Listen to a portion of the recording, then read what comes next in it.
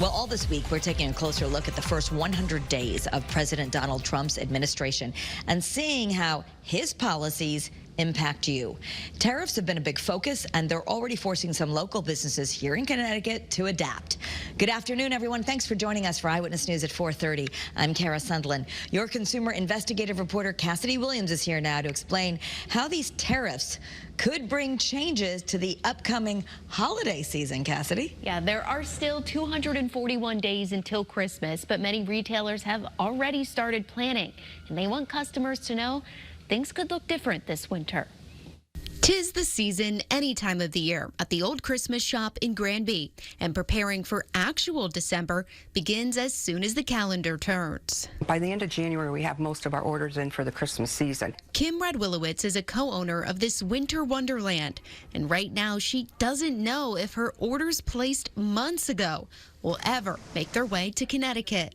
Just one example, they placed an order for more of these reindeer back in January, but the vendor in China says they aren't even making them yet until they find out more about what the tariffs will cost.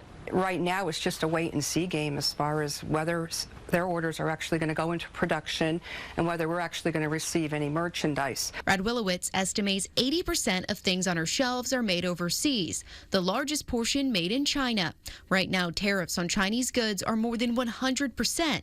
And there's a lot of uncertainty, which is why Radwilowitz says vendors are simply waiting. And they're not going to want the orders being shipped to them if the tariffs are so high that the retailers, not going to want to take the product. I mean, people are only going to pay so much for something. And this is all impacting what goes under the tree, too. We have had items, kind of go completely out of stock, or an item is completely discontinued on us. Jen LaBella is the owner of the toy store Birdie's in Old Weathersfield. Her shelves are fully stocked because she's ordered tens of thousands of dollars worth of inventory to try and get ahead of tariff costs. This is a really challenging time for us retailers. We are actually just trying to buy time. We've been getting these emails from our vendors, just 10 a day, 20 a day, saying a note about tariffs. Here's what we're doing with tariffs. So we've been advised to buy. So we are filling our store right now and buying ourselves some time. They do sell things made here in the USA, like these trucks made by Luke's Toy Factory in Danbury.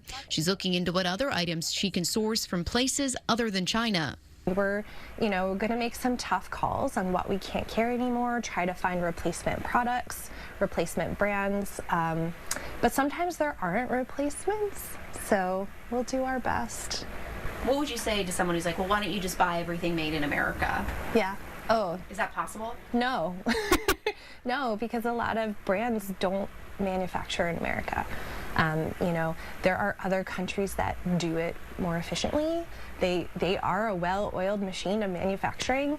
Both stores are hoping the uncertainty clears with plenty of time to get ready for Santa. And Radwilowitz says you may want to start preparing too.